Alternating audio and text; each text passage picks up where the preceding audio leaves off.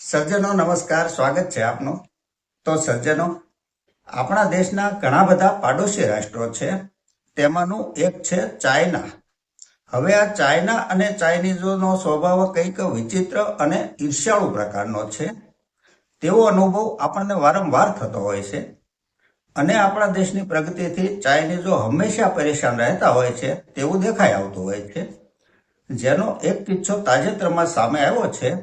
આપણા પ્રધાનમંત્રીએ ભારતની મેક ઇન ઇન્ડિયા અને પીએમ સૂર્યઘર મફત વીજળી જેવી યોજના અમલમાં મૂકી છે, તો ચાઇનાના પેટમાં તુરંત ગરમ તેલ રેડાયું છે અને આપણે આ યોજનાઓને નિશાન બનાવવા માટે ચીને મહત્વપૂર્ણ વસ્તુઓનો પુરવઠો રોકવાનું શરૂ કરી દીધું છે।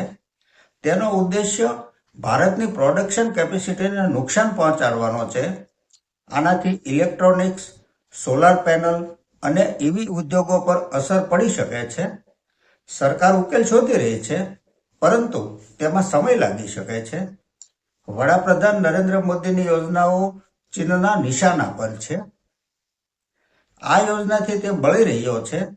આ યોજનાઓમાં ખાસ કરીને પીએમ સૂર્યઘર મફત વીજળી યોજના અને મેક ઇન ઇન્ડિયા જેવી યોજનાઓનો સમાવેશ થાય છે।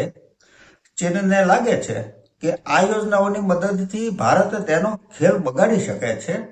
આ વિચારીને ડ્રેગને હવે તેનો ગુચ્છો કાઢવાની સંપૂર્ણ યોજના બનાવી લીધી છે। ચીને એવી વસ્તુઓનો પુરવઠો બંધ કરવાનું શરૂ કરી દીધું છે જેના પર તે યોજના નિર્ભર છે। આની સીધી અસર મેક ઇન ઇન્ડિયા અથવા પીએમ સૂર્યઘર જેવી યોજનાઓ પર પડી શકે છે। ઇલેક્ટ્રોનિક્સ, સોલાર પેનલ અને ઈવી જેવા ઉદ્યોગો જે ચીન પર નિર્ભર છે, તેમને મોટા મશીનો ખરીદવામાં સમસ્યાઓનો સામનો કરવો પડી રહ્યો છે। હાલમાં ચીન સપ્લાય બંધ કરી રહ્યું છે। ચીનના આ પગલાંનો હેતુ એપલ સપ્લાયર ફોક્સકોન, ઈવી નિર્માતા બીવાયડી અને લેપટોપ કંપની લેનોવા જેવી કંપનીઓને ભારતમાં પ્રોડક્શન વિસ્તરણ કરતા અટકાવવાનો છે। ભારતમાં હાઈટેક મશીનો સરળતાથી ઉપલબ્ધ નથી। આવી સ્થિતિમાં કંપનીઓ માટે પ્રોડક્શન વધારવું મુશ્કેલ બની રહ્યું છે।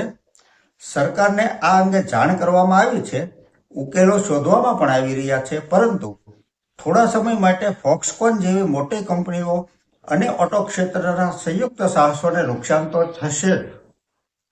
આ એક પીએમ મોદીના મેક ઇન ઇન્ડિયા પહેલ પર સીધો જ ફટકો છે ચીનનો। આ પહેલનો ઉદ્દેશ્ય ભારતને વૈશ્વિક પ્રોડક્શન કેન્દ્ર તરીકે સ્થાપિત કરવાનો છે।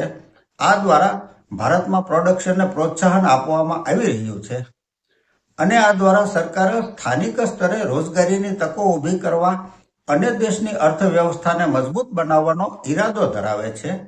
આ યોજના દ્વારા વિદેશી કંપનીઓને ભારતમાં પ્રોડક્શન એકમો સ્થાપવા માટે પ્રોત્સાહિત કરવામાં આવી રહ્યા છે।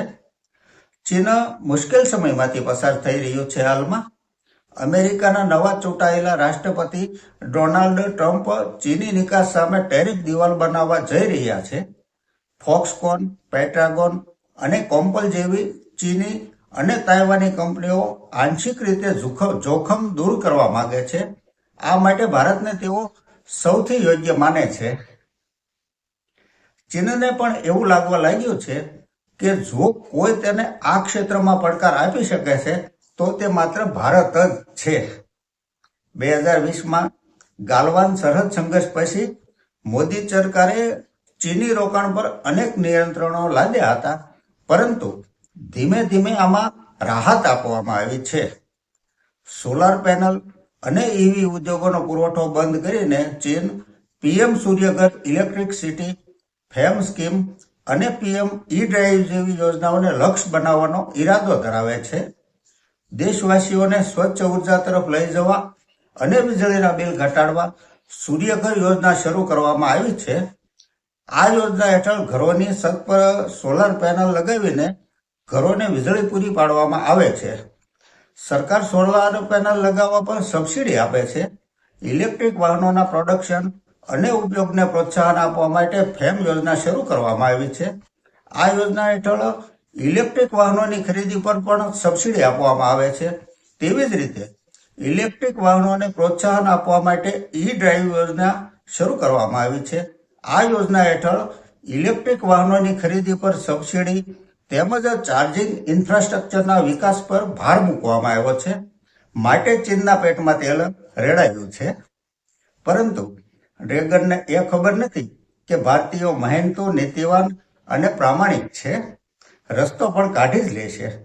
તો સજ્જનો, ચીનની વધુ એક અવળચંડાઈની ચર્ચા આ સાથે આપણે પૂરી કરીએ છીએ. જો આપને ચર્ચા પસંદ આવી હોય તો લાઈક અને સબસ્ક્રાઇબ કરવા વિનંતી કરું છું. જય હિન્દ, જય ભારત, નમસ્કાર.